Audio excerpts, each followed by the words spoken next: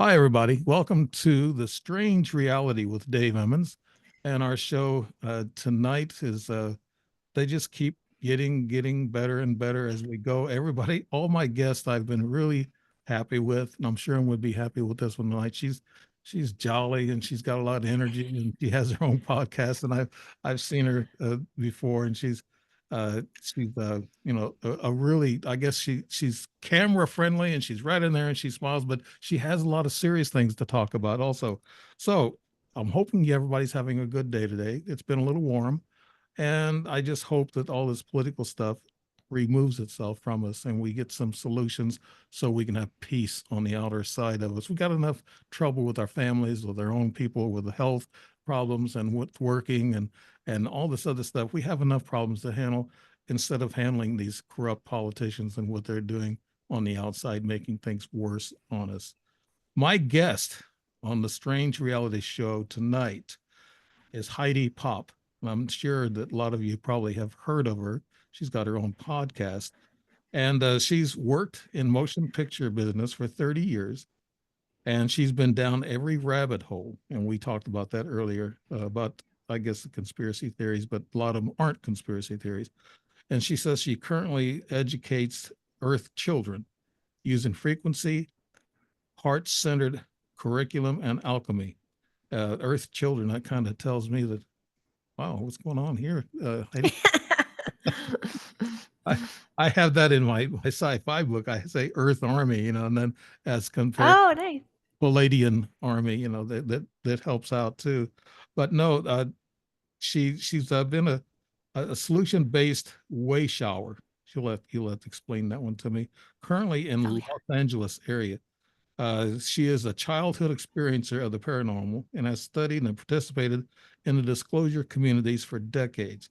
Her passion for entertainment took her through 30 successful years in the motion picture industry. Her career and successful small business allowed her to find the others. Need to ask you about that too. Within Hollywood. Eventually, she began hosting gatherings, workshops, and events for fellow like minds.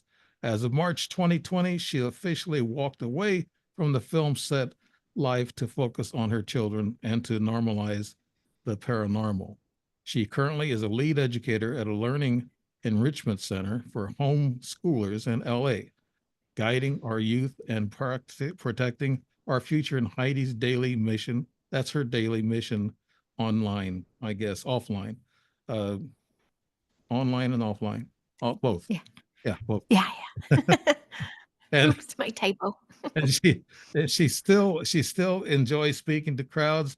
She can also be found interviewing fellow way showers and sharing high vibrational synapses and her podcast and vlogs. Welcome aboard, Heidi Bob. And I like your Thank you. name and I like your spirit Thank you. attitude. Yeah. Okay. Tell us a little about what's going on with Heidi now. Sure. And thank you. Thanks for having me, Dave. And oh yeah, the term, the way shower, like a leader, like a way shower, like I'll show you the way, like, I was, yeah. I So was thinking kind of, of feeling that. I was thinking of shower. How did I get I that? I don't need one. I take showers. Okay, but I don't need Oh, that. sure. Yeah, Well, I'm grateful to be here. I thank you. I say hello to the viewers. Yes, I love to podcast as well. I like to interview others, like minds like yourself. And really, how my friend Professor Bauer says it, instead of disclosure, it's like exposure. We're exposing and sharing our human experience and our stories mhm, so that we can normalize, what's the stuff that's happened to us as right. well as things that are coming down the pike. We're trying to normalize these conversations. So I have some difficult ones and easy ones. And yeah, I'm bubbly, but there's some heavy hitting subjects that need to be discussed too. That's And true. we And go through also, all of it. yeah, when Mhm. you talk to experiencers, well, some of them are very serious about it. And I guess, I used to be a jokester. I used to play music and be a stand-up comedian every once in a while. I've done that. So, Cool. but I can't do that now because we talk about things. We can be happy and jolly just like you're doing, but you got to be serious when you listen to people's the stories and their experiences because sometimes it's very painful and traumatic Yes. for some people. So you have to let them talk. And that's what I try to do on the show is get people to come out and talk about things. And people actually first timers on a on the internet or anything like that, telling their stories. I like that because we get more and more people out there that knows that other people are having these events with extraterrestrial and the paranormal. Uh, Now, Yes. the first question I usually ask, I started at 13 with my UFO experiences. How old were you, Heidi, when you started with your experiences? My first experience was around 6 years of age, and that was, the Pacific Northwest, and that involved more of the elementals like fairies and Bigfoot. I did have a Bigfoot sighting and as well, and I wasn't dismissed from my mother, so that's why I really was able to hold on to that beautiful story. And I also this was in the Pacific Northwest and outside Portland, Oregon, so I spent a lot of time outside in the woods and grounding, and wasn't really a concept about UFOs yet, but I did have experience with little golden orbs in the forest, and these feelings that made me feel good. There wasn't any fear around any of it. And as far as like the Bigfoot sighting, my mom would say that's a land guardian. That's a multidimensional land guardian. It was, and for my child mind at the time, that was a beautiful thing. It was like, oh, thanks. Well, This is nice. you mentioned multi-dimensional. So you think Bigfoot is dimensional creature, right? In my perspective at the time, I did do a deep dive in that recently when I've heard so many other stories, and I've participated in so many groups that other I hear these other stories, and their experience is so vastly different from what mine was. So I can't say anything for certain except share what my experience was. However, in my opinion, to me they were at a certain frequency that I could see because I was such at vibrating at such a high frequency, and I had a positive exchange. So those that are in fear, or that have these difficult moments with it, I'm not sure. I can't explain that for them, but to me I feel like it peaks in and out of dimension. That's what Yeah. I felt from it. As you got Mhm. older, did you lose track of the fairies? And what did the fairies look like? Could you tell us, Heidi? It was alongside the orbs, so it was more of a golden orb situation, and the fairies to me were always companions. I felt the presence flying around me. I couldn't to this day take a photographic memory of it, but to my eyes, I was talking to these fairies, which were golden and almost like that pixie dust you see Yeah. flying around.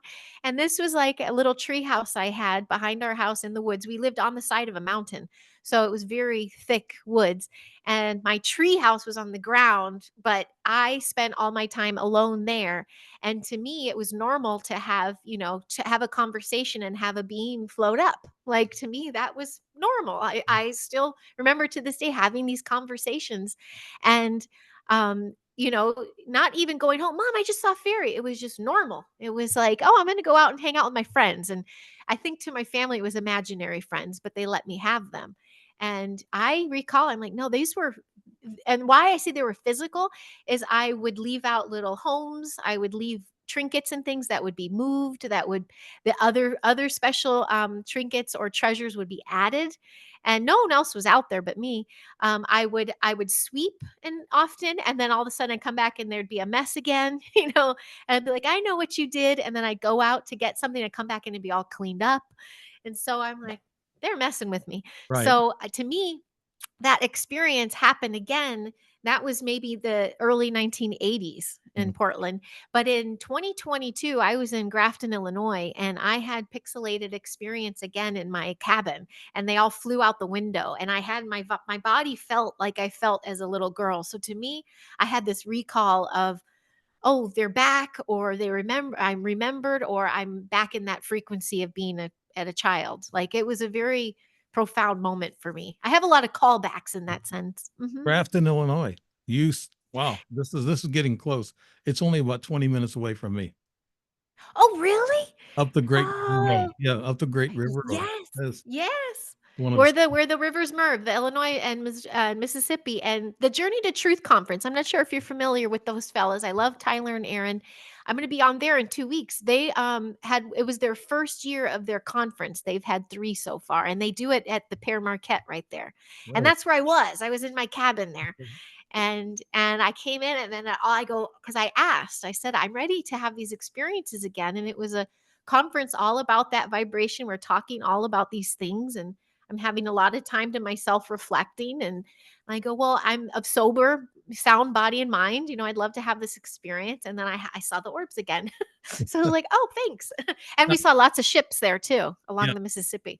yeah, Mhm. we've seen, my brother just got a picture of some of them here about 4 or 5 months ago along the Mississippi, and I've seen a few UFOs here in Illinois. Matter of fact, I drive all the way out west, all the way out to Arizona, Sedona, and I don't see any UFOs. I come here, I live here in Illinois. That's where I saw my six up close UFOs, and I thought you don't have to go very forward to see a UFO. You can be right where you're at, and they're all over the place. Yes, Yeah, and that's what I say. yeah. Hmm. Hmm. And so these fairies, do they have wings? They fly around, Heidi? I can't picture them. I wish I could say they looked like the, cartoon fairy, but to me, they were flying around because they were moving around. So I don't know how they were doing it, but I didn't see physical wings or feet or Mm, smiles or anything. It just was this presence and this knowing. But the golden orbs I saw. I just thought, oh yeah, orbs in the sky. I mm. drew a lot of those when I was young because I was just thought everybody had those in their backyard. Yeah, what we call pixie dust now is turmeric. It's Oh yellow, yeah, golden, yeah. yeah, Looks and it's actually yeah. healthy for you. So you can use that as pixie dust, but that, I don't think it had the same effect. But I've heard stories from, like, from England a lot. They see these fairies and these little monster critters, whatever, and they see Mhm. those in England. Do you think they are dimensional? Do they come in and out of your? I felt that because of how majestic the Pacific Northwest is, but I've also as well heard Ireland, England, that spirits or spritz or what I'm already forgetting the word, but yeah, that they're if you hear bells in the woods, don't go to them. That's what they even say. They're like, no, no, they're tricksters and they're going to get you. And as far as interdimensional, um, I still, as far as even my classroom, we build little fairy houses and there's activity. So whether that means they pop in and out of a dimension or what, I couldn't say yes or no, but I wouldn't deny it. Yeah, I but would say, why not? that's Anything's the only possible. that's the only Bigfoot sighting you had in the N- Northeast. I mean, Well, the other one was not a physical sighting, but it was the presence of, and that was at East Ranch in Washington, right. and that was 2020. So that was me later, and I was telling everybody there about what happened to me as a child, which was only an hour and a half away, where my Bigfoot happened as a child. And I'm walking back to my cabin late at night, and a lady who worked there was like, Heidi, or volunteered there, said you should go this way to your cabin. She's intuitive, she's a psychic medium, like she thought I was a breath of fresh air. She was very connected to me and my story. And so I remember walking the other way, and it was pitch black, but I was on my little pathway, and I came around the corner like this, like, oh, and I felt this presence that was so very tall, and it wasn't a cabin, it wasn't a tree, it wasn't anything, and I panicked, and I ran back to my cabin, and then I peered out the window, but what was happening to my body was what happened to my body when I spotted it as a child. It was the hair standing on ends. It was this, like this, to me, a jokester in my mind's eye, Mhm. like, "Oh, I tried. You asked to see me again. I tried, and you ran away. Your adult mind, your programming took over. Like, sorry, that was for you." And that night, all night, I heard the whoop, whoop, whoop and knockings, and I was sitting there with my roommate trying to do, well, do one knocking, then two, and then one, and then three, and trying to make patterns and see if whatever was out there was picking up on what we were thinking, and we could hear the patterns. And then the next day, everyone at the ranch were like, no, we didn't hear any sounds, we didn't hear any anything, Um, but they had contact there all the time with some Sasquatch. So I didn't deny that one. I couldn't deny that feeling that happened to my body. So I'm like, there's a presence here. So, like, the energy you felt, you can feel it, like the hair standing up on your head, and also, at, Yes. and it kind of made you kind of numb. Like, is that the kind of? Yes, like time stands still, like it's No. just all I could hear is breath, like my breath, like like same thing happened in the car when I saw the Bigfoot as a child. It was this time stand still. It was a moment in time, but to me it lasted for 5 minutes or so. Like it was a long moment. But so same thing kind of happened, and even though I turned and ran, I felt like that fright or flight, like am I going to do this? I don't know if I'm going to do this. I was thinking about it going, there is something in front of me, and I didn't feel threatened. And I just kind of giggled and laughed and ran away. And Right. then I was like, okay. And then Well, in my mind's eye, I was hearing, well, you snooze, you lose. the Bigfoot, they say they put out this ultrasound, this kind of Mm, vibrational sound that kind of dumbs you down and puts you in they actually are knocking you down to where you just stand there and watch.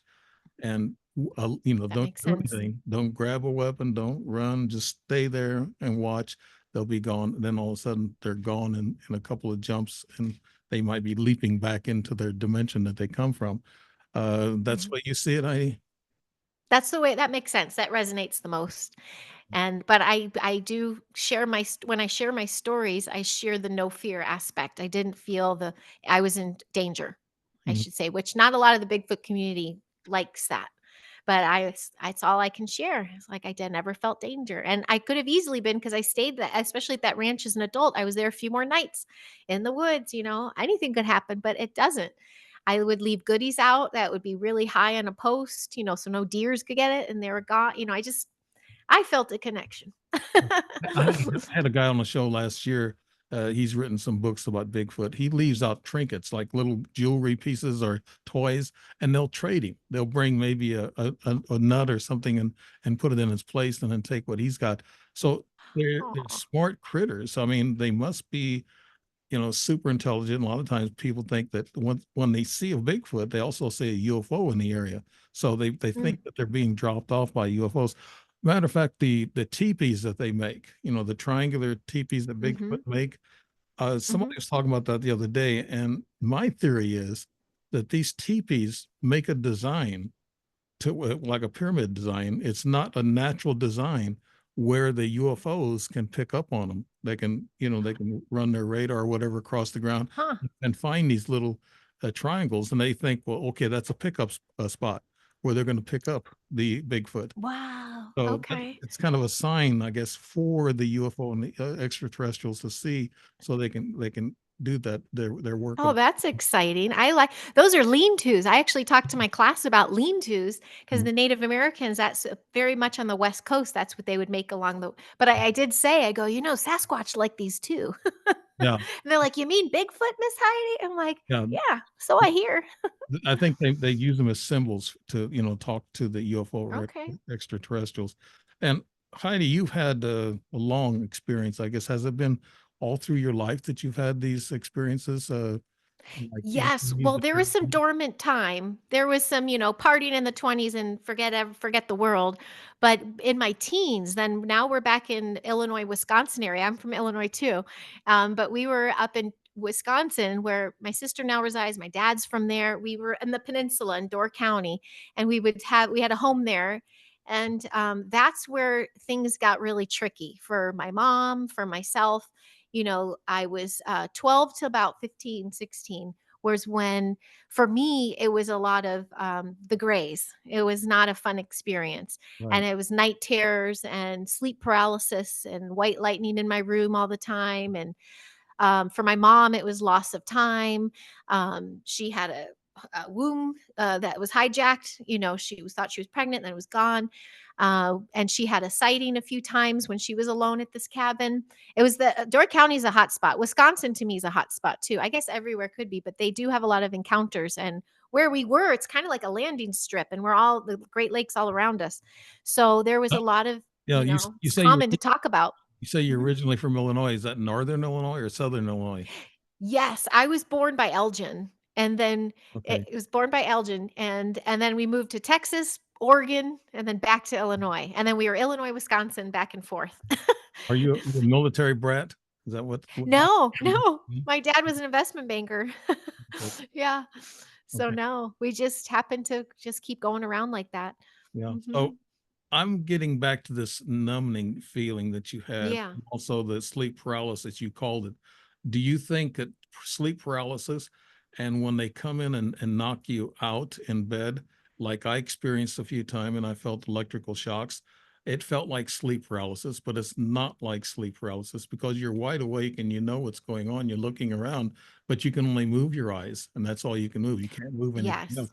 Is that what your experience was, Heidi? Yes, where I couldn't call out, I couldn't speak, I couldn't, but I felt it wide awake, and it was, to me, terrifying, and I had to just put, try to get myself on a nighttime routine so I could sleep, and I started running just to try to tire myself out so I could, I mean, not that night, but during the days, like something to just get myself extra tired. But, I put the words, I didn't know what that was. I think my mom used the word sleep paralysis because it was around 13, 14 when Communion came out, that book. And that kind of ruined it for me too. I was like, "What?" I miss my fairies and Bigfoot. Like, this is dark. And but told my mom, I go, "This story is what I'm feeling. And this is what I'm sensing. This is what the shadowy figure in the doorway and all that kind of stuff was what it felt like." And Communion to me scared the bejesus out of me because I felt like, oh, I experienced that too. Yeah. Well, So, sleep paralysis, I've had sleep paralysis 2 or 3 times in my life. I haven't had it in my older years, but I've had it 2 or 3 times in my life, up into my 20s, I guess. But I know the difference between the 2. I know okay. that it's not sleep paralysis, what happened to me several times, and I know that I'm able to watch and look at things. I'm not afraid of not being able to move my body because I know what caused it. In sleep paralysis, you don't know what causes you're causing your body not to be able to move. Your mind wakes up before your body does, and that's what causes that. But there's a distinction for me. Since I've had both, and I know that how they both operate. And I've talked to other scientists and researchers about that too, and they said yes, there's a definite difference between the two. Now, did you have other siblings in the house? I do. My sister, yes, I have a sister 2 years older. She didn't have any of these experiences. Really? She was almost like the trouble kid. Like, she was always snuck out, and she drank early. She did all the things that I was the goody two shoes. Okay. Maybe the energy was different, or the energy level was different for you. But I think when it comes to experiences with ETs, it's such a broad. I mean, everybody has different experiences, and they have different Yeah. critters that they see. I know I've seen a little ugly gray, and I've been with a humanoid ET, and I've seen in my lucid dreams. And also, if you've had lucid dreams, have you had lucid dreams, Heidi? Yes. Yes. You could I actually thought that was the norm. I Okay. thought that's Before you mm, you tell us a couple of your really good ones, I want to tell you what a couple of scientists told me. One was a researcher who's been in this field for years. He said, "You've mentioned lucid dreams, Dave." I said, "Yeah." He said, "Those aren't really dreams." He said, "Those are real happenings. Those are things that really happen to you, and you're just going back through the motions of memorizing it, what happened." And so he said, lucid dreams are real stuff. So Heidi, continue. Tell us a couple of your lucid dreams. well, I mean, it's just talking in that sense, that making it feel real. When I started realizing I was in control of my dreams, I always had fun. I'm jumping buildings and climbing trees, but Mhm. I had one that's recurred 3 times now, and that's my adult life. And because when I used to podcast on this show, and I told it first on there, I believe we were interviewing Tony Rodriguez. And are you familiar with him? And Yeah, this I've is heard of him. Yeah. yeah. Um so this dream's happened 2 more times, and once this year, 2024. So that's why it's like, I'm like, what is this? It is a dream of, that the best I can explain it. The movie, is it with Interstellar with Matthew McConaughey? Was Yes. that the I Yeah. I think think when they're on that planet of water, and Mhm. they're walking, but it's water, and then this waterfall or this tsunami kind of thing comes. It was that look, that feel, and a whole planet of water. But what was happening was there was like bunch of lights above me, and these claws coming down, metal claws, and just picking people and taking them away and picking. And I wound up, would submerge underwater and watch what's happening and stay underwater. And in my dream, be terrorized, but also be thinking, I can I can breathe underwater. Like, I can hold my breath underwater, and I'm just going to stay here. And I was dodging these claws, Mhm. and would see shipmates or friends get taken, and I couldn't go back any further. I could only be under like so much. So it was terrorizing, but I also had this, since I was little, I had a couple NDEs too. So when I was little, I'm able to pull myself out of dreams. So this one was really getting me upset because I'm like, why can't I pull out? Like, I couldn't pull out of my dream. And then, yeah, I would see a claw coming and I'd pull right out. So that was the one that to me I wound up 2 years ago packing back up all those kind of experiences because I knew that I was bringing in this work with kids Mhm. and I really wanted to protect my field. So, but it's really just the past 2 months that I'm starting to unpack things again. And that's when the dream happened again. So I was like, okay, I think I'm going to have to look into this a little more. So So with did that you stop and then start the same dream? Then you go back into it like the next night or next day? How? no, this was like a difference of 2 years. 1, 2, 3, and 3, 2, 2, 1. Yeah, so it wasn't consistent. But, the time chunk of what happens in the dream was the same, and Mm, that rarely ever happens. I really rarely, "Oh, yeah, I had that dream before." Yeah, I have fun in dreams, but I rarely had a same scenario. The only scenario that does I actually should take that all back because although the visual and how it looks and how it's happening is always different, my most consistent dreams, especially like probably the last since I've been a mom, really, but really the last 5 years, are these dreams of always like being in a hotel or somewhere that we're ready to leave. I'm late. I have to pack and I have to move, and we're always moving. But I'm usually it's like kids are around but not with me, but right. I know that they're safe. And I'm constantly trying to get myself. It's like I live at this place and then I gotta go. So that's a recurring. But the one that's very spacey and hiding from these machines, that has been something that kind of flipped me upside down for a little while because, Did you I'm like, did you what? ever did you have an encounter with any extraterrestrials in these lucid dreams, Heidi? And you No, that was like, that felt very man versus machine. Woo. know, There's my dog. He disagrees. there's an ET. Uh, yeah. No, not with that particular one. It just felt very futuristic and it felt off planet. And I know it is the last okay, well, it's the last few years. Well, how long has that been? About 5 years, yeah, that I became aware of, all these black ops programs and putting all these things together. So maybe, the imagery's in my mind. I mean, I can't justify it or dismiss it, but I mean, the telltale is it was just so similar that I'm like, what happened? There's a lot to unpack with it. Right. Yeah. And Mhm. you Mhm. mentioned special ops or military ops. Do you think I was told one time I had some holes punched in my leg here about a year ago, and there's about 12 of them in lines, and they kind of burned. It didn't itch or anything. Oh, And it was strange. And I showed the doctor, and he couldn't figure it out. I had two doctors look at it. They couldn't figure it out. And what I was told was that military ops have actually, I guess, back engineered some of the ET technology on how to abduct people and how to take plasma out, put plasma in, and change your DNA structure slightly, whatever, or put signs on you or signatures on you that they can read or keep track of. Implants aren't really meant to keep track of because ETs use frequencies. They use your frequency. Everybody has a different frequency, and they know where you're at all the time. Because I was from Illinois, and then I went to Alaska for a couple of years, and I had some things happen there. So they know where you're at. They know that. So okay. it's a dead giveaway that they have ways and means of finding you. You mentioned the military ops. So let's get back into that. What do you know about that, Heidi? Has anything happened to you that has shown you anything like that?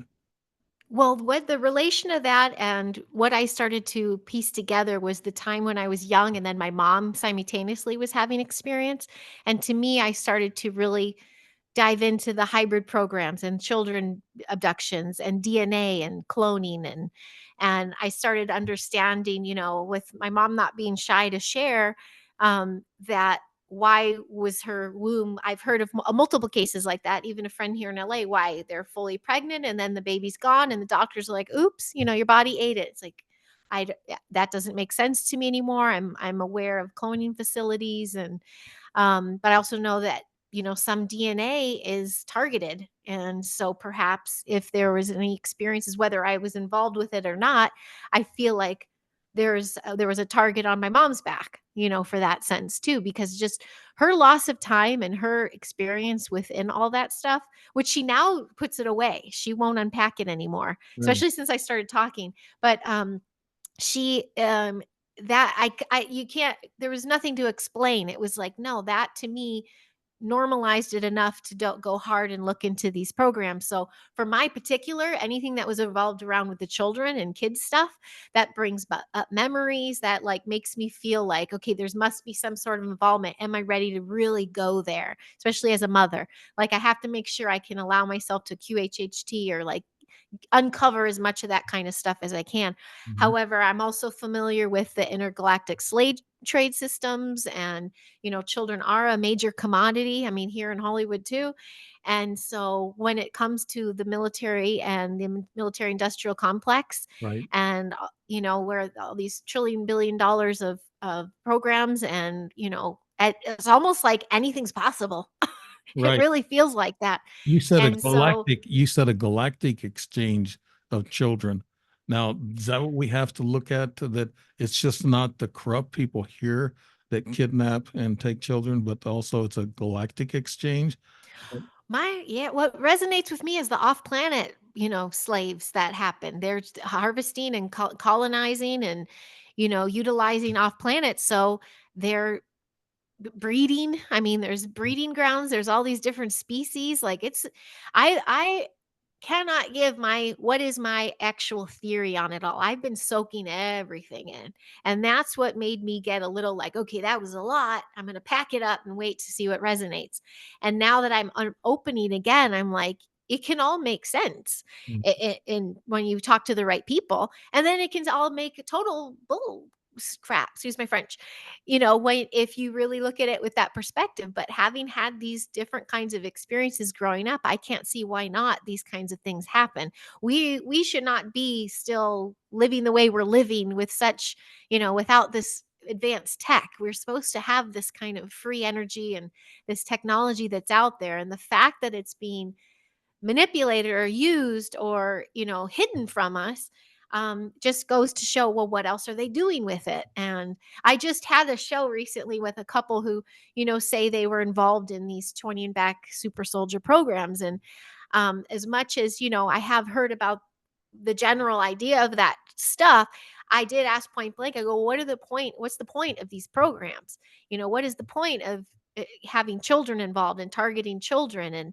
And what I took from that was, sure, children are can be manipulated, and you can train them to, follow through and carry on a program, with when in and of itself they're easily clonable, all these things. But what resonates the most is psychic children and children of a high vibration, children that come in with skills that they're considered psychic. And those to me are targets for these military operations, because they can carry on with these plans easier than maybe a grown adult could. So I think I just said a million things at once, but Yeah, that's fine. no, I'm I wanted to unpack this one thing about, you said something about that these people, like the military industrial complex, oh, people elites, they have all this ingenuity and have all this technology that they've gotten from ET, and that's what's wrong with our disclosure. I talked about this the other night, that it's not our government, it's not Capitol Hill, it's not the Pentagon, it's not them that's holding back the disclosure. Actually, it's the people higher up, the elites, the cabal. And that's what I you've say been in too. Hollywood, some of these elites, and they control it because they don't want us to know what they have. And if we knew what they had, then we'd be ready for what they're doing to us. And they're using this technology on us today.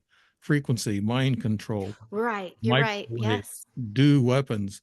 All this stuff is being utilized, and it was taught to them by the ETs all the way back from Germany, all the way no throughout history. Let's say thousands of years. Up to the elites and the high priests kept this stuff from us. But Hmm. yeah, that brings to mind that that's why disclosure is going to be very slow for us normal people on the street, our average Yes. person on the street. I don't know how many normal people there are anymore. It's True. getting that way. But True. you mentioned that, and but have you ever seen? I mean, this is a question that I don't know if I want you to answer, but have you ever seen military ops in action, Heidi? Now that I know of, but I don't know many maybe that haven't. I feel like it does happen in plain sight sometimes and we're just unaware. Um, if you're talking about some of the programs as far as like a cloning program or things, I think, Hollywood is involved in those kinds of programs.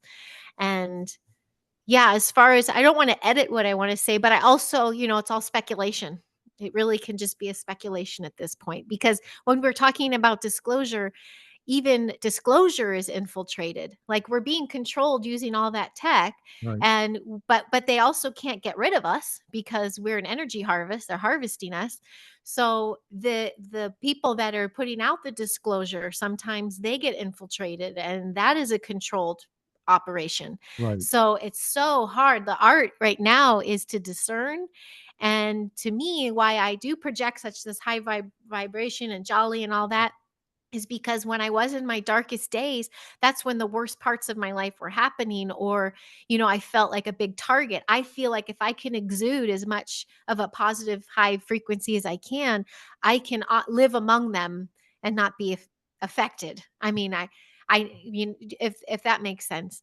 well, yeah. So I feel like the operations are going on all around. Right. Now in Hollywood, can you tell us a Hmm. little bit about Hollywood, and then I'm going to get you back into the paranormal and what you do with the kids. But in Hollywood, did you see anything that's weird? I mean, because us people on the outside think these Hollywood people are kind of weird and things are going on, and you get into Sure. the sex trafficking and all this other stuff, uh, like uh, like P Diddy, whatever, and all these others. I think, Sure. yeah, that they've been they're being investigated now. All these big Hmm. stars and everything, they get involved, and also a lot of times, in order to become a movie star, we've heard of a lot of people that have to spend some couch time, and with the producers or directors or owners of studios, and Shirley Temple had a story about that when she was 12 years old. Hmm.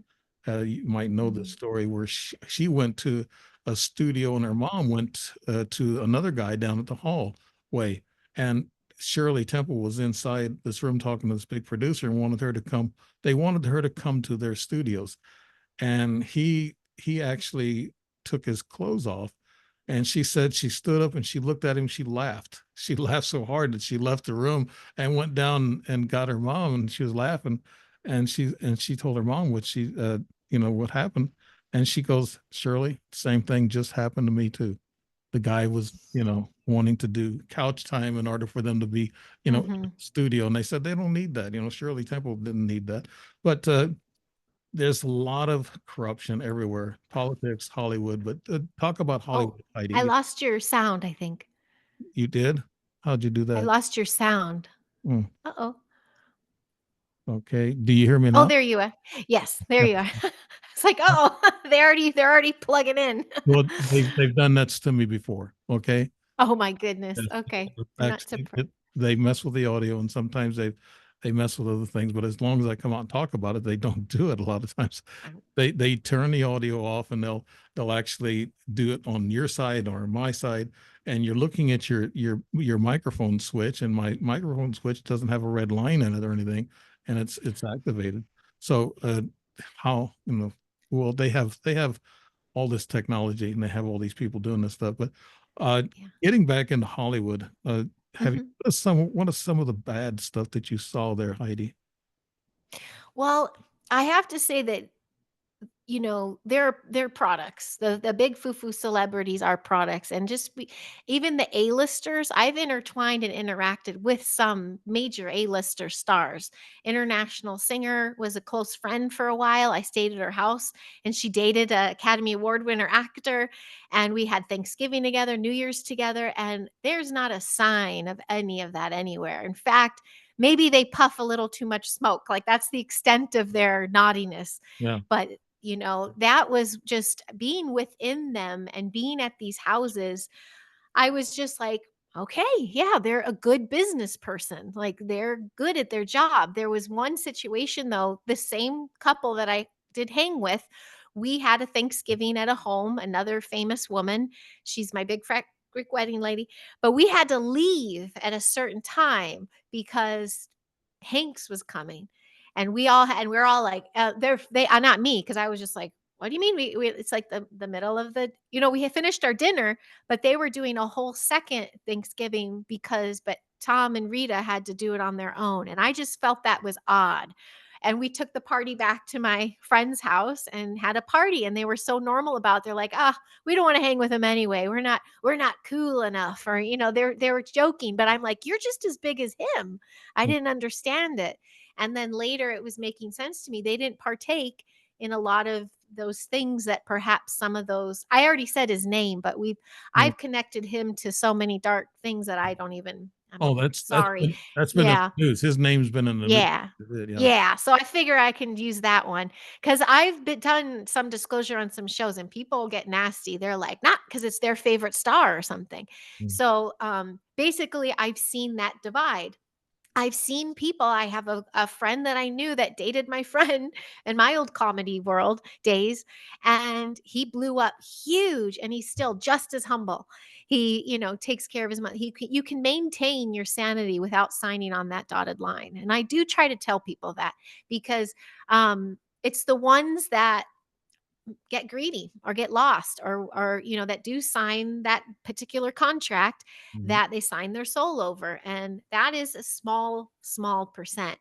A majority of Hollywood are artists. They're there to create, they're there to make movies, they're really good at sound tech, they're really good at what they do. Me with the snacks and then in front of the camera, I just wanted to act.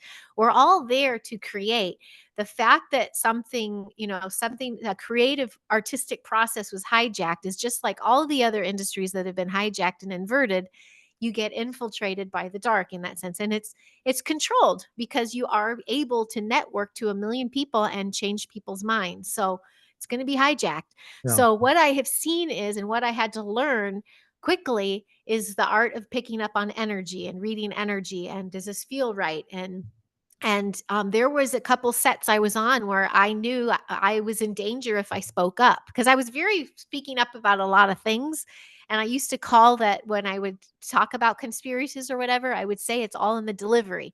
Because I'd be like, la la la la la, like, oh, the chemtrails are strong today. Here, have a flu shot. And it would be like ginger and turmeric Yeah. and I'm like, you got inflammation. Let's do this. And then there's sometimes you're like, you just don't talk because you could feel it and you could see like special security there with talking into mics, and you're just like you're not going to say anything. Like the Al Gore, I always talk about this, but the telethon for climate change, there were some beings there that were not human, I feel. And I had an assistant at the time that I would talk, but she didn't like me talking about these things, so I had to be quiet, and but I felt very uncomfortable on that job, and I realized this is a global agenda and this is a big thing, and so they're going to have all sorts of beings there. I've also worked American Music Awards and like the daytime Emmys, worked in the green rooms and such, and you can see who wants to be there and who has to be there. Right. And there's just so many levels, energetic levels, that go from misery and sorrow to enlightenment and then to dark, Yeah. just dark. One What do man in these, particular. what do these Pardon? people look like that you saw and you felt bad energy? The ones Yeah. What The do they? ones that to me didn't look human were like in suits, like plain clothes suits. Mhm. And they're always in a row and they look cookie cutter. It was like the same cookie cutter person with maybe a different color hairstyle. Yeah. And they were always around Al Gore, and they were always around like segment producers. And that was the particular telethon one. And then they brought in big names for that telethon, like Moby and all that kind of stuff. But the people that were running it seemed that they probably licked their lips in a weird way. Like I wouldn't be surprised if there were some lizard tongues going around there. Yeah. We see pictures of that around, in Washington D.C. We see pictures sometimes. I don't, with the CGI and now AI, it's hard to tell what's real and what's not real. They show these faces, the bodyguards around the presidents and everything, and they look weird. And they have the. I saw one with a slit in her eyes, and that's how I knew that she was reptilian in a human Mhm, body. But mhm. they show all these people that look weird. I'd been around some weird people. I felt their energy just like you. That's the first thing you notice. And then you notice that they're emotionless. They don't Yes. really. they don't really like they fit. They're kind of like standing out, like like a though you know you look at them, Yeah. you look again, and you look back over, and they had the same facial Yeah. expression, and they don't change. Is that what you saw, Heidi? Yes, I saw a celebrity once. This is the green room. This is AMA style, and they have to walk her all the way to the stage, and then kind of like push her out, like let her go. And she's perfect in motion, does everything amazing, and then when she walks back out, she doesn't know what to do. Like they have to physically move her. And then leaving to her own devices in her green room, I'd see her and she's almost like an octopus walking. It was like, this is not a human person. Or, that's so there's extremes of that sense. And then I think the worst though are I can't stop, but I've shared before the name, but I may not because it really hurt someone's channel. But this particular man who now hosts a game show, how's that? Um, he was in the headlines and it had to do with the kids stuff. Yeah. The pet, yeah. Okay. And this particular man, he's a germaphobe, and I had to buy like 35, like a specific number, or 37 or 33, maybe it was, Oh, bottles okay. of yeah, bottles of sanitizer in every room, everywhere we went, everything had to be packaged, everything had to be certain thing. And I worked on a set where, those were, I'm like, okay, this is a crew I probably can't talk about this stuff with. Sometimes I could, sometimes I couldn't. And he was already kind of in the news for stuff. So I always wondered why I would get those jobs. And then I figured I had to balance this out. So anyway, when he comes in, there was a stench about him that was like The Walking Dead. It was like a demonic stench, like something was wrong with him. And why it was such a big deal to me is because there's the grips on set. Grips are notorious for being like these big burly guys because they Mhm. carry everything and they're really manly men and they don't care about being there. They want the paycheck. When he walked in, they ran around him and ran in my crafty area and said, "Man, he smelled so bad." And like, what is like this? He doesn't seem real. I go, "Well, I hear he's a demon, but do you want to talk about it?" Was But this I guy remember this. was he involved in a talent show too? I think so. Yeah. Well, Rhymes with Matin. I'll tell you offline. But he didn't touch any of his stuff. I got him, and then I later find out another friend of mine had been in a lineup when a president goes down the line, mhm, and this man was a priest at the time in Chicago, and the Clintons were coming by, and when Hillary Clinton came by, he fainted. He said the stench was so overwhelming, he fainted. And when he had told me this story, I had that flashback of, oh my gosh, that's that actor. It sounds very similar because those two big burly men mhm. said, and I said, he's a germaphobe. That's so crazy. He's always sanitized. And like, well, he over sanitized because now it's past the point. And I'm thinking he's done those SA kind of rituals. Like he's participated. So there's the devilish stuff, the Right. satanic stuff. Right. There's the the ET, there's all that happening in Hollywood, I think. You And then mentioned there's just good business people. you So mentioned you mentioned cloning. Is there a yeah. lot of cloning done in Hollywood, Heidi? From my understanding, and I feel like I've seen a few of the musicians myself that were in that sense, but yes, because they're a product. And I think because they have to control their product. And if their product gets too outspoken, a la maybe John Lennon, they can take them out. But if they are, one of these stars can they create like 10,000 jobs just for the star name. They Mhm. have publicists, this, that, the list goes on. They're micro economies. So they don't want to lose this cash cow. So they have to make these models to make sure that they continue on with their job. What I have done, I did this one job. I think it's been enough time that, whatever, because you sign NDAs sometimes. But I couldn't believe I was walking into a studio that was just for holographic tech. And this is before all that was kind of coming out. And it was Justin Timberlake that day. It was a big to-do job. And I'm just thinking, I'm like, what is this even for? And then I'm talking to some crew and I'm like, don't get your kids his tickets to his concert, it might not be him. Like I feel like they reproduce in that sense to get Right. them everywhere at once. But that goes to show with the 3D person too. They also have incredible special effects, like incredible what they can do. I know we've seen videos of pulling masks up and things, and that just is getting worse and worse and worse in this day and age, with not only with the makeup and special effects, but AI, and you Yeah. just don't know what's real anymore. Getting back to this guy that had a stench, I heard there's Yeah. a list of Hollywood people who don't take showers. So Mhm. there's It's uh, true. there was a, they mentioned five or six of them, and I think it was who's the gal that she was a singer. Well, she still is, and she's kind of went wacky. Britney Spears. Uh, Oh, I worked with her. Yeah. uh, She's very smelled very clean, but go ahead. Yeah, I heard she got I on an airplane and she took her shoes off and everybody was starting to complain about her feet stinking. So, and then Oh. there's five guys I can't think of them, but they give a list. It seemed like a lot of these Hollywood stars. Courtney Cox was named. She doesn't shower. They said she smells like a construction worker when she comes on scene. So, Hmm. yeah, so you're talking about the stench. Could now let me theorize this, and this is just nothing really true or anything. I haven't proven it, but the stench that you're talking about, could that be from blood drinking? That's what I was, that was what I was alluding to, Okay.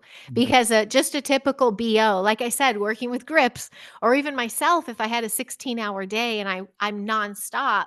I mean, I know body odor, and then this was not, this was like decaying flesh, like it was not right, and it caused a ripple through the set, which was a very small set. It was a promo for a TV show, and it was enough to make everyone just their mind boggle, but to me, it was like a confirmation. I was Mhm. just like, "Oh boy." Yeah, that's Um, you know you get around different people, and I've been to, I guess I've been cloned twice. I saw, no, I didn't see my double. They said if you see your double, it's like a doppelganger or a war dog. Uh, and if you see him or see her, that's the day you die. And mm, I had one that I come through New Mexico at the Trinity bomb site center. And after I got from there, went to Roswell, spent a day there and looked around the hangar there. And then I went to San Antonio and I checked in, went to bed at 10:30. And the next morning, the gal that I talked to, she says, I saw you last night. I said, yeah, I was here at 9 o'clock checking in for a room. And then I went over to eat and I went to bed and I scratched my leg all up in the gravel. And she said, and I said, I'd taken pain pills. I was asleep. She said, no, you weren't. You was at Walmart. She said, you had the same clothes. It was you. I said, no, it's not. It's not me. So wow. I was getting upset. But here I was out of town, strange place, and us men know that women have the edge when it comes to the word they say. And so I figured I was moonwalking back towards the door, but I actually thought about going to a manager and telling him this gal is not right. But then when I got home, I had my car fixed and I was in a dealership and I was just sat down and give the guy a piece of paper to do my estimate. And I just sat down. A guy comes by. He looks like a lawyer type, like he got off the golf range. He looked at me and said, you've been sitting there for 2 hours. I said, no, sir, I haven't. He said, yes, you have. And I said, no, I haven't. He said, I don't want to tell. He said, it's you. It's what you're wearing. Everything about you is it was you. I don't want to go any further with this. I'm going to get mad. I said, well, I don't want to fight you over this. I said, but gee whiz. But he saw something that was there before Wow. 2 hours before me. So something happened out in New Mexico that caused, maybe it was extraterrestrials that caused another hologram. But a war dog or a doppelganger, they look like you, smell like you, and talk like you, and they can get by being you, but they're not really emotionally you. They're soulless. They're soulless, Mhm. and so that's your evil twin. That's why they call it evil twin. But you said the Wow. cloning thing, you said Hollywood does a lot of that. We heard that. We've heard it in Washington, D.C. too, that they have a lot of Mhm. cloning there. People have doubles. The president has doubles. And they say sometimes they usually do that. That's their policy or their operational mode to have a double so they can be somewhere and try to get the the bad people away from the real people that are in charge. But that cloning thing, did you think that Justin Lake, with Justin Bieber, was it? Timberlake, Justin Timberlake. And I have a buddy named Timmermeyer as well. I don't know, but I was close. But you think he had a double, and how could you tell, Heidi? Was it? It was, as far as I know, because of the security and the budget and everything they had, I feel like it was him, Mhm, like himself. But going in to do this hologram work that he was doing just made me feel like they were preparing for something else, or they were getting all of his information, maybe to get one ready, maybe to get one ready. mhm. Um, Now, but as far as seeing one, so when you brought up Britney Spears, at first I thought she was the one because I worked with her for it was about a 12-hour shoot. It was a perfume she was doing. And we couldn't I could wasn't allowed to feed her. I could only give her blueberry tea. And she stayed in a trailer the whole time on an elliptical. They said they had to put an elliptical trainer in there. And they pretty much sewed her into her outfit. But she's another one they had to walk her around. And what I thought was like, I was like, oh my gosh, this poor thing was, she was pretty vacant, but it was kind of in the era when she was a little vacant. mhm, But it was also was saddest, and why don't think she was a clone was the amount of client agency that was there was more than I really ever. I mean, there were so many handlers basically that were there, and when she would go up to do her thing, it was basically the body double did the commercial because we couldn't get from Brittany what we needed. And at one point, which was towards the end of the day, before they even wrapped her for the day, she ran out. She ran to her car in her wardrobe, yelling, like, I need my kids, I need my kids. And she ran off. wow. And so I was like, oh gosh, maybe that wasn't a clone because the way she was so vacant, she was being walked around, hands on her hips, moving everywhere she went. And I couldn't like touch her dressing room except for tea. I was like, oh, maybe they brought the clone today. But then I watched how she behaved at the end. And then I'm like, okay, she's not even in charge of anything of her life anymore. But it was Katy Perry that tripped me out the most because I did 3 jobs with her and I could see the transition. And it was by the last one where you're like, that was a music awards, and that was when her set was very demonic, and it was just like, well, this is nuts. But the first one, she was very sugar pop, and she even made a joke because I gave someone else a cappuccino before her, and she was connecting, and she hid in my room and ate all this beef jerky, and I just joking because her request was all vegan stuff and a vegan set, and I was just like, I see you eating that beef jerky, and she's just like, and then the next one, she was just out, not there. And then by the last one, she was just dark. Like she was just hating on things but also just I mean, nose in the air and everything. But her set was very demonic and symbolism everywhere. And so I kind of feel like I saw this change happen in her career. And lo and behold, to me, I just saw her get go to the dark side. Yeah, Yes. there's been stories about her, and they've actually showed her eyes changing on stage. I Yeah. hope that's CGI, and for the platform, this is for entertainment purposes, and we don't Right. have real definite proof on any of this stuff. It's what is what we observed, and we, like Heidi has observed, and I have observed throughout my lifetime. And we're talking about things that actually it's been in the news. I mean, there's been a lot of news Right. about Katy Perry. I figured I could share that name. Yeah. I like loose lips here, but it's kind of I've been sharing them before. So But on the platforms, they don't want you to talk about a lot of stuff that they fact finders say that's not true. So we're going to call it for entertainment purposes, but definitely. we know it's true. Mhm. But Heidi, you talked about shadow people. What Uh-huh. what have you seen in shadow people? I've seen shadow people on my camera, on my trail cam in the house, and so they Okay. come in, they see the camera, and then they back up, and it's a tall, thin fellow. So what did you see, Mhm. Heidi, as far as shadow people?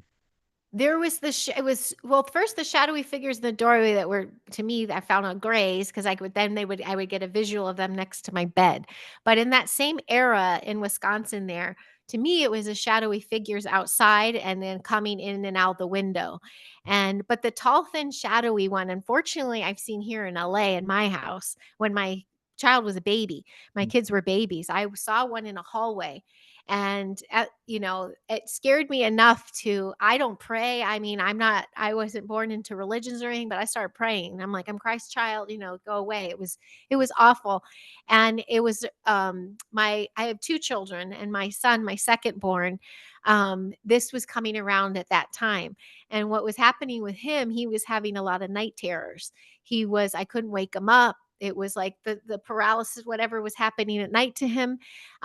It was a scary time. And then before he could talk really, or even he's crawling, it's like he would see something in the corner and get scared. Mm. And I had people work on him, and psychics and things, and they're like, yeah, he's seeing things peek in and out of a dimension scaring him. And then when he was able to talk, he would talk about the lizards in his room, Oh. or he'd run down the hall. It was a tiny apartment, but he'd run saying, there's a turtle with no shell on the ground chasing me. Mm. And but it's like the maternal, you'd see it like, this boy's not making this up. And we didn't watch, we're not big screen people very much. He didn't have a frame of reference, I should say. So it freaked, yeah, we moved. But it was also, I started learning how to protect the house more. I started protecting him in his room more. And we put copper pyramids over the bedstead, and making this, like, doing this thing at night, and saying certain things at night, like, I'm Christ's child, all these things, because it just got really dark. And he was my eyes for that. But the shadowy figure was like when he came home, and then all of a sudden the lizard stuff happening, and I Yeah. was like, whoa. That's So, and then Slender. started reading. Pardon. They Hmm. call it the Slender Man, don't they? The tall, skinny. Yeah, No. I haven't been able, yeah, Mm. I've Uh, heard of that one. had a Mhm. nephew that saw that, and my brother, would always ask him, "What did you see that scared you?" And he said, "A tall, skinny shadow, dark, slender thing." He said, "Oh, Slender Man." So my brother's, cool and hip to this stuff too. But I saw those shadows too in my house on camera. And I think what's going on there, Heidi, if I can put my theory on this one too, after thinking about all this all my life and going through this stuff, is that they're invisible. But what they do, they block out light. When they hit light, they block out light, and you see the shadow. And so ETs can be invisible. And I heard military ops can be invisible. They have the technology to be invisible, and they Mhm. can practice the things. Now, this is for entertainment purposes platform, okay? They do things just like the ETs do, like you said, the military abductions or whatever, and they're doing it. I don't know what they're doing it for. Maybe just making sure that they're trained by the ETs properly. I don't know, but what are your thoughts on that? Since do you think that You this DNA that you have in you that you were traced by these ETs that it passed down to your son also, Heidi? I started to feel that. That's what I started to dive into. And that's even when my mom was sharing stories, extra stories that I didn't know about, like the loss of time she had. So she goes, Heidi, this could be generational. And for that made me, and at that time too, that's when I was getting flooded with information. I was studying like Max Spears, and just going down all these different rabbit holes. Mhm. And I was drinking. I don't anymore, but at that time I was drinking to cope with what I was reading. I was studying all the pedo stuff that was going on, and everything. So I had darkness going on everywhere. So what I was telling myself, and what I was noticing and starting to learn about, is opening up the portal with the alcohol and trying, so I had to close that off. But also, so I was allowing in all this darkness. But I also realized that frequency is everything. I have to try to shift this. I can know this knowledge, but I also can't have any open areas in our home for this. And to me, I was opening it up because I was like, just I couldn't sleep. I was pouring in all this information, and then looking around, like really, really frightened. So the fear frequency was attracting it. And I for that reason alone, I took responsibility and changed, my own frequency. I changed how, that I know thoughts become things. And I really wanted to change my observation and perspective. We can know all this stuff, but I wanted to look at the positive. What can I do? I can't do anything about that crazy stuff going on out there except share my experience. But what I can do is make it a better planet for my kids. And that's when I started to really try to shift Mhm. how I looked at things and what I was doing. And um, wait, did that even answer your question? Yeah, well, I see in on your notes here, there are coincidences involving, all with my mother and son. Uh, Hmm. Oh, the DNA. you've heard the old saying, it's not this, there's not coincidence, uh, there's synchronicities, things that are supposed to happen, and we're supposed to see them. And you were Yeah. talking about matrix and holographic, Hmm. visuals, and everything that here that we touch is not really matter. We just feel it because of the matrix energy that we have, the red pill, whatever you talked about earlier. Uh, Hmm. but it's now, let's, like, getting to your child, and you're talking, you do this mentoring in schools, and Hmm. you have, like, you're sharing high vibrational synapses and the podcast, of course, with other people, but you're doing this in school and homeschooling, and you talk about paranormal to kids, uh Heidi. No, I should preface that because what I am, I'm just finding that these families are in tune with it, not all of them. So I really can't say that, but the curriculum itself does involve, the other side of the veil. It's very either angelic or beings or star knowledge. I mean, it's not teaching them that um how do I preface it? I'm basically not beings or off planet align. I'm basically what I'm crossing the line is that these children can be empowered to heal themselves, to shift the energy in a room. There is a girl I've worked with that is psychic that can do things like move objects and things, but Really? that's not like the norm of the classroom. That's like that the norm. It just so happens the parents and I are like, "Oh, I see you," Yeah. and we can talk about that, but it's not. I don't stand in front of the class and talk about ETs or anything. There's girls in the class that believe in fairies, so I don't dismiss it because my mom never dismissed it from me. And we build fairy houses for it. Mhm. But I do show them what sound can do, how sound can move objects. I teach them the power of your thoughts. And we talk about when they come in and it's a heavy day or some of their parents, if they do tune into the news, because a lot of these parents don't, a lot of the families that come to this kind of place, they do not subscribe to a lot of the news. And if they do, they get fearful of it. So these children come in fear. And I go, well, here's what you can do. And we do hand over heart and hand over head, and we send good thoughts to the planet and they feel better. And I'm like, hey, you did something, And I'm all about empowering the child with their own innate gifts that they have. So And if a child is demonstrating some paranormal aspects of their life, Mhm. then the parent would approach you and talk to you, and let you Sure. find Or out. the parents do Yeah, too, yeah, or the yeah. parents do it too. Oh, I've met some psychic parents there. yeah. Uh-huh. They understand their child, and they're talking to you about the child, and they're asking you, "What do you see in my child?" Is Yes. that the way that's done? That's happened. Yeah. Yep, and one of my girls, I adore her. Her mom just started the class with me because this class I had last year, I graduated. I mean, the class was a third grade class, and I have that whole class, and we all go to fourth grade next year. So I'm the same teacher with them. So Okay. they became like my kids in the class, and we moved together. So now I get to grow with them. And since I started last year, they usually start first grade and go all the way to eighth, but I jumped in to take over for somebody. And when I started, this mom called me and said, I'd like to talk to you about my daughter. And this is her first incarnation on this planet. She's here to help. And she just gave me this download about her star seed. And I loved it. I'm like, I thank you so much. And she goes, I just knew about meeting you that you would understand what I'm saying. I go, absolutely. And so when I'm working with her through the year, I realized which parts of academics, I would have to reteach to her, or that she is way older than she seems, but it is her first lifetime here. So there's a way that I approach the way I mentor them based on this read I get of this child. There's another child that they're part of, they're just in tune with nature. Like, I let him go barefoot outside. Like, he has his hand and eyes closed on a tree, and I'm giving him that time. And I want him to explore that. So when he has a moment or has a difficult time, I'll say, why don't you go in the sacred council we made, which is like in this beautiful circle inside this brush of a tree. I Right. put some crystals and things, and they can take a moment. And that's normalized with the class. The parents are, I had the biggest return of families coming for this class. So the word's getting around.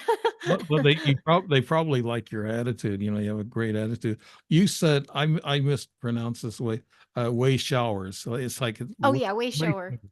what is that Like a all? shower. Yeah. Like you're a way shower with these podcasts. You're showing Okay. the way of how to do a strange reality podcast. You're showing the way to do it.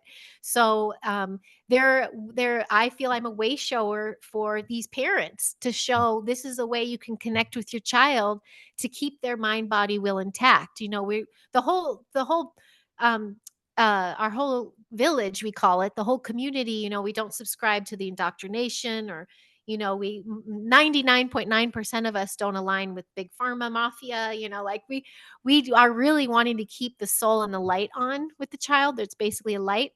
And I also do resonate with that term star seed. However, I feel every child comes in with gifts, and every child comes in with an innate psychic ability. We're just unsure what it is. So I talk to them about all the different clairs Mhm. there are, and one of the child is like, "Hey, maybe that sounds like me, because sometimes I can smell my grandpa's cigar." And I'm like, "Oh, you might be picking up on your grandpa." So those are our conversations. And then we tie in the academics by doing things. It's like practical skills. Like, if we're doing math and science, we're cooking, Right. or we're using our hands, we're building something. Right. Like those lean-tos, I was talking about some Sasquatch, Yeah. and then I let them talk. I let them talk. One boy came in and he goes, "Did you feel that, Miss Heidi? It feels like we walked through a portal." And I go, "Well, that's because we really created a energetic grid here. Our class is sacred, and it's protected." And No, it's so kind of like, they know this. yeah, we tune in and out during the day. They call it daydreaming, but I think sometimes we're having flashes of dimensional, creeping in and out, and that type of thing. Now, you teach these kids. Are there a lot of gifted kids now? I see a lot of gifted kids. I see kids on the internet, 5 years old, 4 years old, playing the drums. I used to play the drums, and I look at this 4 year old playing the drums. I said, "Oh my God, you know, he probably could have cleaned up on me when I was younger." So, but then you have these kids playing a piano that's 3, 4, 5 years old and singing. They actually get on America's Got Talent. Sometimes you'll see them 5 years old and they're singing.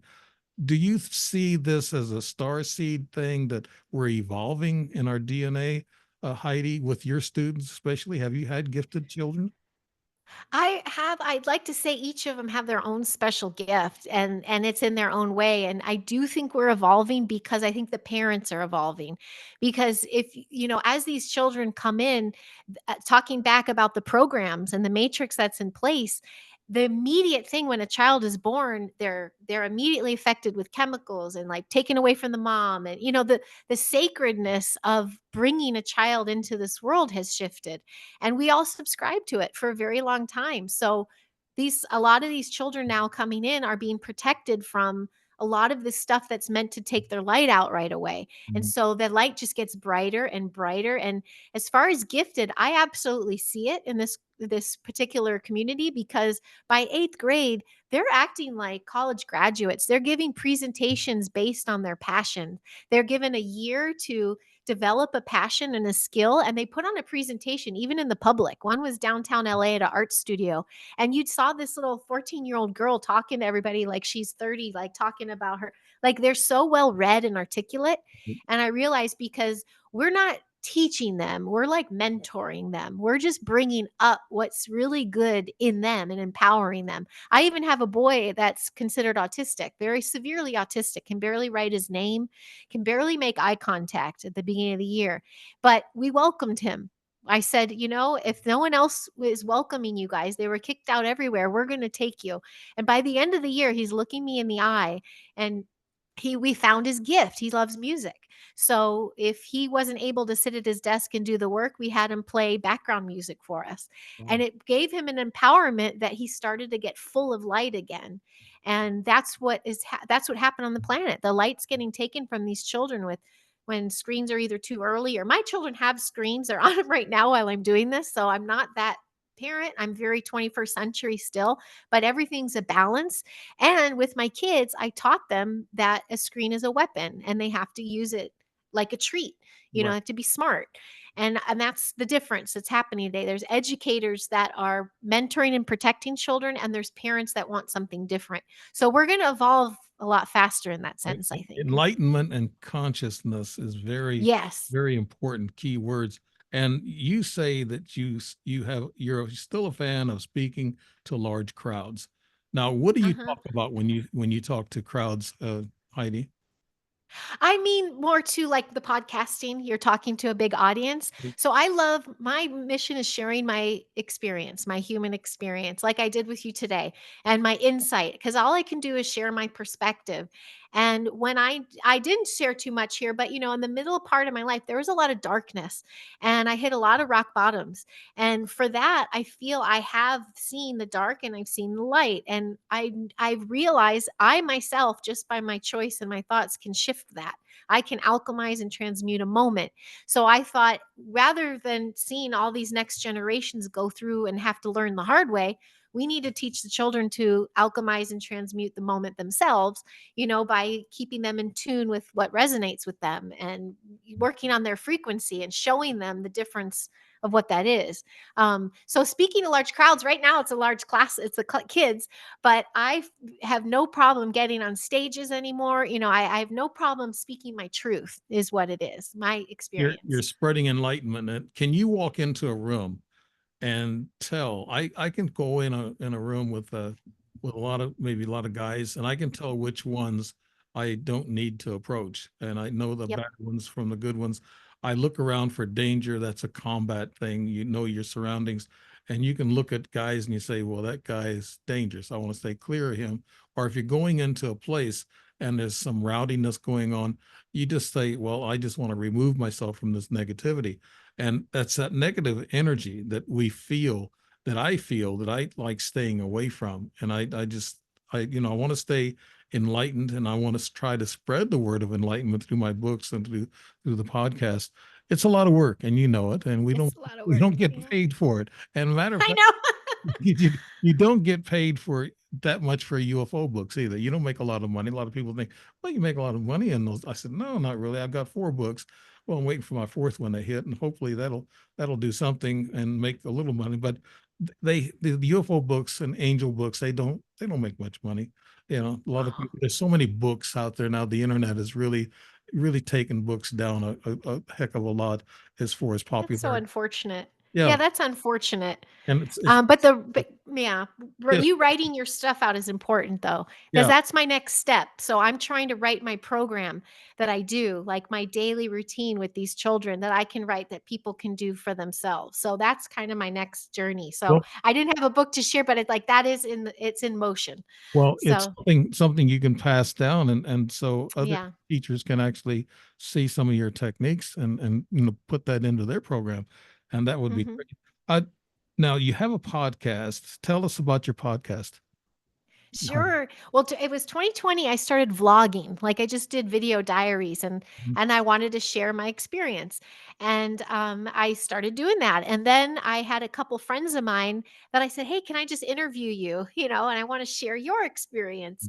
And I started doing that. Then I jumped on the show Raising Starseeds for a year. And that was great. It was a wonderful experience. When that ended, I just jumped right back into my own thing, Mhm. and I wound up separating it. I had a kids health series, and then I have my high vibe human experience series where I interview one on one someone who's a way shower, who's like walking the walk, talking the talk. And then I do a synaptic circle, and that's like a themed show, like the SSP one we just did, or I did one on cryptids. And I just talked to specialists in the field, and we just have a conversation, and I do it live so I can communicate with the chat. And that's how I'm trying to build community. I'm really want to see less clicks, like less I align with this person, and if you don't, you're not part of this. I just want we're all sharing stories, and we want to be seen and we want to be heard. So I'm just trying to develop a community to do that, without judgment. And Yeah. even if I don't align with something, I still want to hear their story because someone else might Yeah, align with it. that's why I do these shows. I'm sharing, picking up pieces of the puzzle from everybody else, and from you I'm picking up different things, and everybody I interview, and I had a lot of interesting people that I've interviewed, and I pick up these pieces of the puzzle, just like the a lucid dream I just told you about. I wanted that, and I needed the confirmation from that from several scientists, and they said no, those are real. And I had a scientist in New Mexico. He was very private, he wouldn't let me know his name or anything like that, but he was giving me information and telling me things. And I told him about my dreams. And he said, those aren't dreams. He said, those are lucid dreams. They're real. You went through that experience. So now Mm. I'm really bound and determined to know that these lucid dreams are real events that's happened in your life. But also when you get close to a UFO and you're about 100 feet away from a UFO, like Dr. David Jacobs said, they zap you and they're after you. You're the target. And Mm. also they walk amongst us. And you said that in, well, Hollywood, and I see them every once in a while, and I have seen them. I've spent some time with one, but I know that they're here, and what they're trying to do, we don't know exactly. They're integrating within our society, and they're running things probably in Washington, D.C. and around the world. You got the Pope, and you got all these 13 rich families that run the world, the elite, Yes. yeah, the Yes. Illuminati. Yep. You know, Yep. Yep. We have three of those families run in California. really. Well, not three of them, but yeah, there's the top tier, that super top tier. They run the show, Well, you got an elite there and for it's sure. just You awful. got new scum. I call New scum, I call them. Yep, new scum. That's why I it. started vlogging too. My first vlog was I was very cheeky comedy, but I was talking to him like because he killed my business, and so I was like, "Hey, where's my money you owe me? Because you just killed my Oh, $80,000 career." it's Hmm. California is beautiful. I've been there several times. I actually got married in Fairfield, California, and Hmm. so it's beautiful. I've been in Southern California, San Diego. It's beautiful, and now to see the streets in Los Angeles, San Francisco, Hmm. all the homeless people and the people walking around like zombies. It's sad. I know. We need I to have to share. Sorry, go ahead. go Mhm. ahead, go ahead, go ahead. Well, Yeah, no, in Los Angeles, there are a select few. It's not everywhere. Even I did move up out of the valley, and I'm in Santa Clarita now, and you don't even see homeless up here, which is not it doesn't I'm not saying it doesn't happen. What I mean is there is a lot of it is a visual online that it's the covering everywhere. yeah, Now Hollywood shifted for sure, but I moved here 24 years ago, so I saw it before, during, and after the cleanup. And it just comes in phases, but they're zombies now. And you brought it up before. A lot has to do with the frequency and what they're doing with the EMFs, because where we moved, we are nowhere near cell phone towers anymore. And I used to have 200 in a 2 mile radius. I could feel the zaps. And once we moved out of that and I could regenerate, I realized, okay, I just feel like I can't leave LA yet because I'm bringing in so much light. But there is this battle. It's the battle in Los Angeles right now of dark versus light. But the terrain is so gorgeous here that yeah. I'm like, no, the dark's not going to win. I'm here for the Napa. full exposure. I love Napa Valley. It was beautiful, and Yeah, it's the vegetables gorgeous. there. And I hate to see California turn upside down like it is. I just wish we can stop that downward trend. Yeah. And and like I said earlier, love, kindness, and forgiveness is a lot better than hate, anger, and Yeah. wars and killing each other. We need to stop. I think the frequencies aren't helping us, like you're saying. Some people are probably more sensitive to the 5G than others are. It could affect people Yeah. more than others. I think also some of these people that are doing these things know what they're doing, Oh, and yeah. yeah, like Yeah. bringing the There's country. patents. There's patents. And, speaking of cloning, I always thought a couple years ago Newsom was replaced Yeah, because I feel like they're carrying out a plan right now that I'm just like, I don't know. I don't know. No yeah. one ever really has eyes on him here. No one's really seen him in person here. Yeah.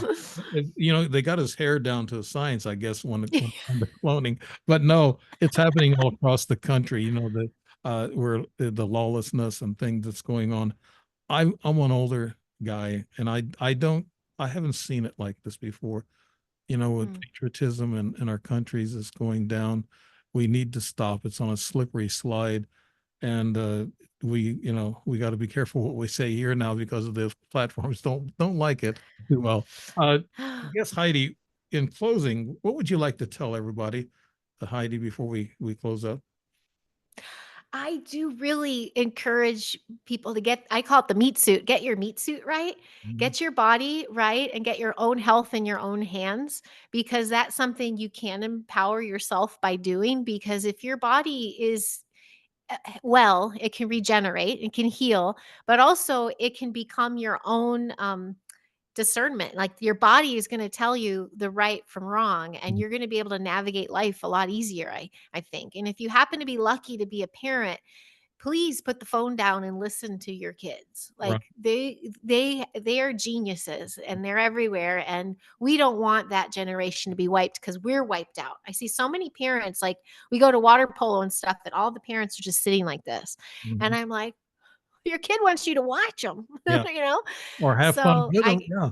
Yeah. or just have fun with them. Yeah. Yeah, it's And those summer. people Yeah. and those people who have a stench about them take a shower, and that's Yes.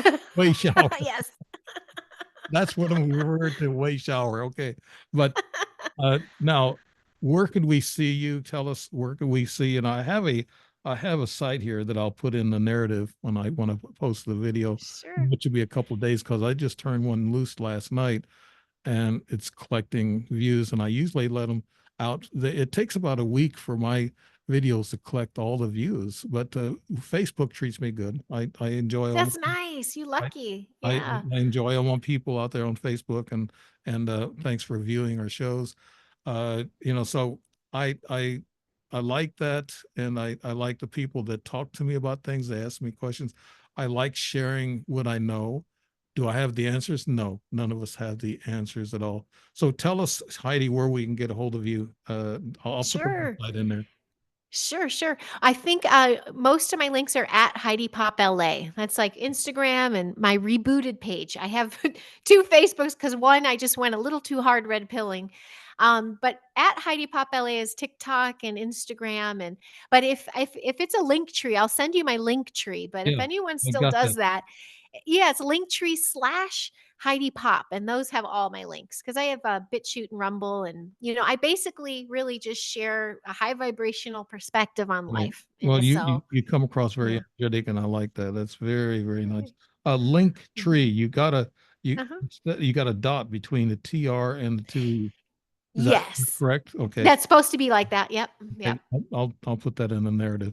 And so Okay. glad to have you on tonight. You really took us Thank from you. Hollywood to ETs to human ingenuity and ET ingenuity, and also kids, and which is very important. And I want to thank you very It much for is. sharing that about the kids and about your background and your experiences. Thank you. Thank you very much, Heidi. And we'll see you again maybe sometime down the road. Always have guests come back if they want to, and Sure. we can expand on what we're talking Yeah, about. I'll let you know when my program's ready, and I'll Okay, I'll share good. All right. it.